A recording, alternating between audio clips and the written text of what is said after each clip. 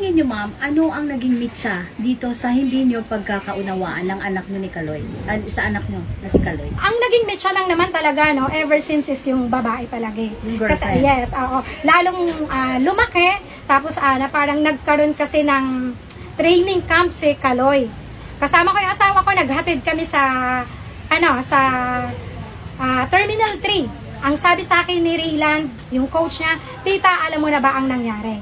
Sabi ko, no idea at all. Kasi hindi naman kami nag-uusap ni Kaloy eh. So wala kaming idea talaga kung ano yung nangyari. Na parang pagdating pala doon, ang sabi ni Coach Mone, dapat pagdating ni Eldro lang, teammate niya, yung babae, wala doon sa apartment niya. Sa bahay na tinitirahan niya na binabayaran ng JOC na nire-reimburse ng PSC every end of the year.